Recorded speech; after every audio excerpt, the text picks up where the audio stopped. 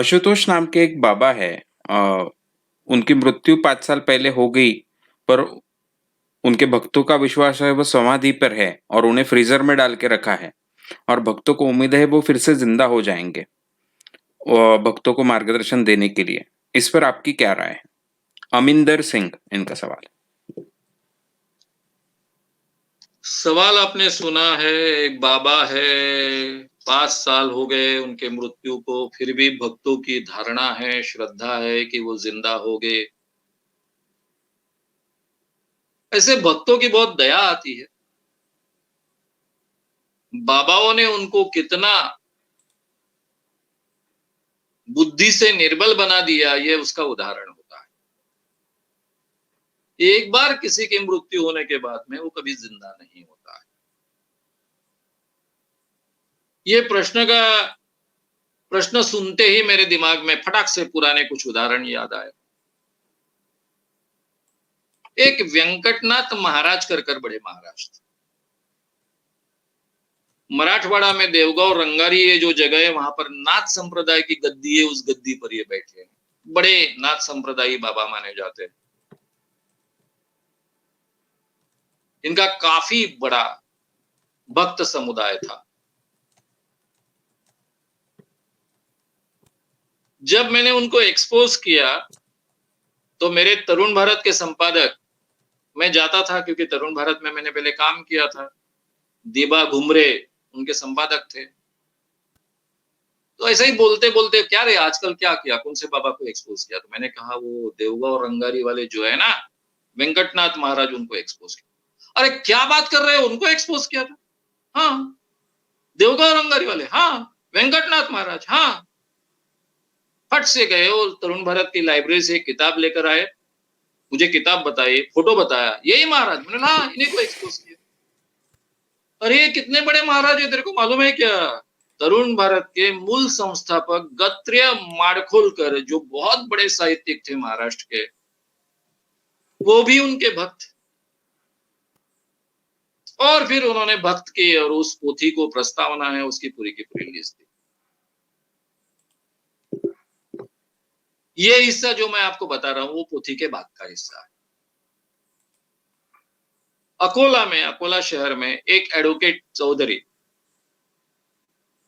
ये महाराज के बहुत भक्त।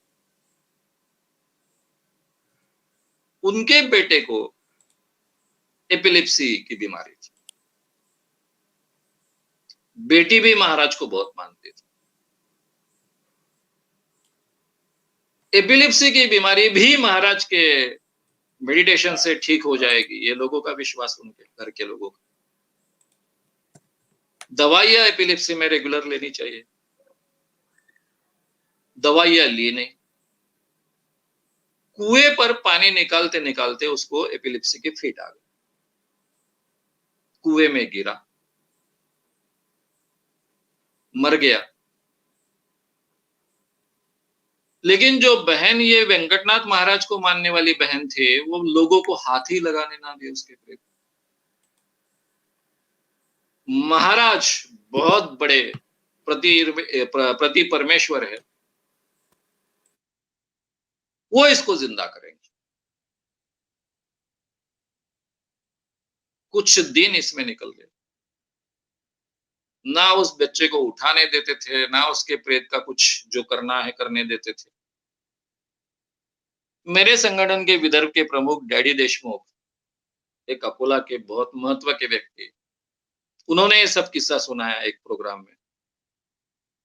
फिर वो गए, उस फैमिली के साथ में उनके अच्छे संबंध थे, बहुत समझाया बुझाया, उस लड़की को फिर वहां से हटाया गया और फिर जाकर उस प्रेत की जो भी प्रक्रिया करनी थी वो प्रक्रिया पूरी। और ये लड़की महाराज को बार बार फोन कर रही है, महाराज फोन पर नहीं आ रहे हैं। वो बोले महाराज कुछ मेडिटेशन में है इसलिए फोन पर नहीं आ रहे हैं। वो फोन पर आते ही तुरंत इस बच्चे को, यानी मेरे भाई को, जिंदा कर देंगे। तो ये भक्तों की श्रद्धा होती है और इसके लिए महाराज लोग बहुत जिम्मेदार होते हैं, क्योंकि ये सभी अंधविश्वास उन्होंने कूट कूट कर उनमें भरे होते हैं, झूठ मूठ के सहारे भरे होते हैं।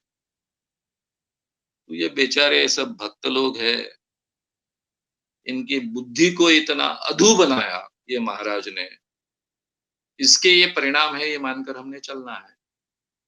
एक बार इंसान मरने के बाद में कभी ज़िंदा नहीं होता और इतने 5 साल होने के बाद। हाँ, हमारा हृदय अभी बंद पड़ गया ऐसा हमको लग रहा है और कुछ घंटों में फिर से वो शुरू हो गया, क्योंकि बेसिकली वो बंद पड़ा ही नहीं था। ये संभव हो सकता है। यानी कुछ घंटों तक इंसान ज़िंदा नहीं रहता, वो मतलब मत निकालिए इसमें से। कभी-कभी लोगों की गलतफ़हमी हो जाती है कि इंसान मर गया और वो मरा नहीं होता है। ऐसे कुछ केसेस होते हैं। लेकिन एक बार आपने पूरी तरह से डॉक्टरी जाँच कर ली और मरा हुआ इंसान है और फिर से वो 5 मिनट के बाद ज़िंदा हुआ, क्योंकि 4-5 मिनट मिलते हैं फिर से हृदय शुरू करने के लिए, उसके पहले अगर आप फिर से हृदय शुरू कर सके, तो शायद इंसान फिर से ज़िंदा रह सकता है। ये आज का साइंस हमको कहता है। तो ये बात अगर 5 साल हो गई है, तो बात ही खत्म हो गई है। ये केवल अंधविश्वास की बात है, वो व्यक्ति फिर से ज़िंदा होने की संभावना किसी भी हालत में